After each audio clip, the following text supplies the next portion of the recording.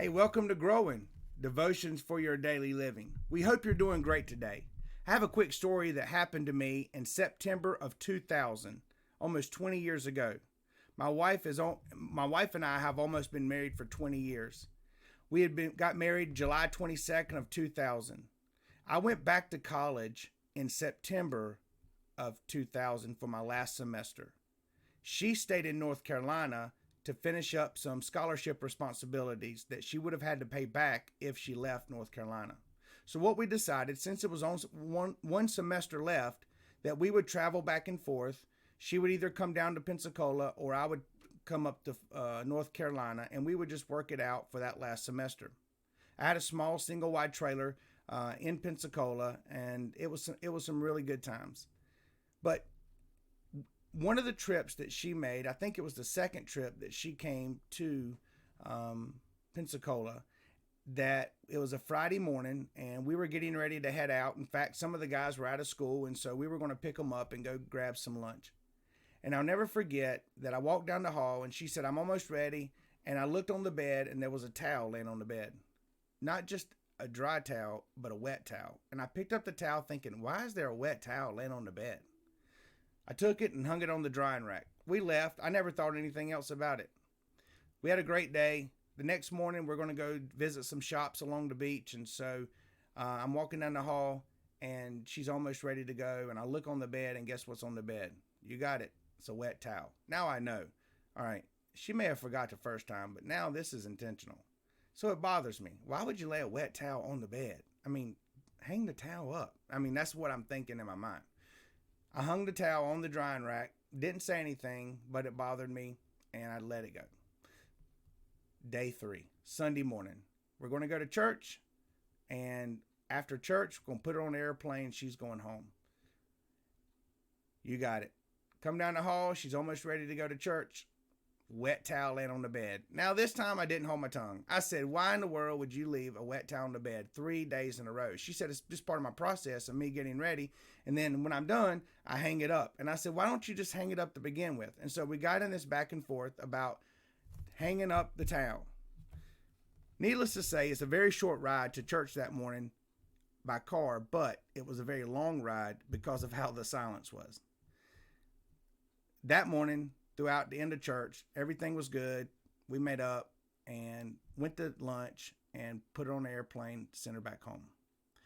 I make my way back to the small trailer, walk down the hall. It's quiet. And I walk into the bedroom, standing in the doorway, and guess what is not on the bed? You got it. There's no wet towel. And God quickly reminded me. He said this, "I bet you wish that towel was there now, don't you?" And I said, I'd give anything if that towel was laying on the bed, because that means she would still be there. We often worry about the small stuff, the stuff that has no bearing on eternity. The clothes on the floor. Now, knowing me, I'm not enabling anybody to be nasty. By the way, cleanliness is not next to godliness. That's not what the scripture teaches. But we need to take care of what God has given us. But the truth is, oftentimes we think nobody can do it like we can do it. And so we're constantly on people about stuff that really does not matter. Whose responsibility is it to concern themselves with the small things? Well, it's God's. Luke 12 tells us this, "Why, even the hairs of your head are numbered. Fear not." Weird to put fear not right after that. Often people teach this, God knows how many hairs are on your head. And that's true, but that's not what that verse is saying.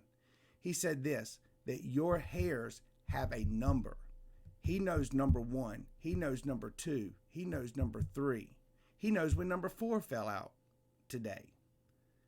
He said, fear not. Why? He said, because he is concerning himself with the small things. He, and not only that, knows how many hairs you have, the number of hairs, and the hairs are numbered. He also knows the number of granules of sand in the sea. He has named every single star in the atmosphere. If he has done all that, don't you think he can take care of the small things? Let me ask you, if your loved one was not here tomorrow, and tragically God brought them home, what is it that wouldn't matter that you would think, you know what? I wish I'd have never said anything and I would just loved them. There was a mom that was talking to me some years ago. She said, my son never tied his shoe, even as a little boy. And I just thought he couldn't tie. So I would constantly be tying his shoe. Next thing I know, they'd be untied. Son, how are you doing this? He said, I'm untying them. He said, I don't like the way they feel around my foot. For 13 years, she said, son, tie your shoe. Son, tie your shoe. Tie your shoe. Mom, I don't like the way they feel. She said, I stayed on him all the time about tying his shoe.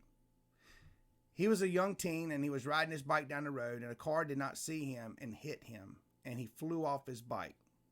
The car grabbed a hold of his shoe and actually it attached to the car and it was going down the road. Man passing by saw it, jumped out of his car and helped the little boy, called 911, called the mother. They all got there and the mother came frantically running to the paramedics and said, is he alive? Is he alive? And the little boy sits up and he said, Mom, I'm just great. And the paramedic looked and he said, ma'am, his shoes were untied. But if his shoes would have not been untied, he would either have been killed and drugged down the road or his foot could have even been ripped off. I'm really glad his shoe was untied, ma'am. That was a blessing. She said from that day forward, she never said a word about his shoes being untied. I think it's time that we let some things go in our relationships. I think husbands or wives are constantly harping on each other about things that have no bearing. Parents are harping on kids about things that does not matter. Ask yourself this, if your loved one was not here tomorrow, what small stuff would not matter? How many of you would say, wow, I wish that towel was still back on the bed? Have a good day. We love you.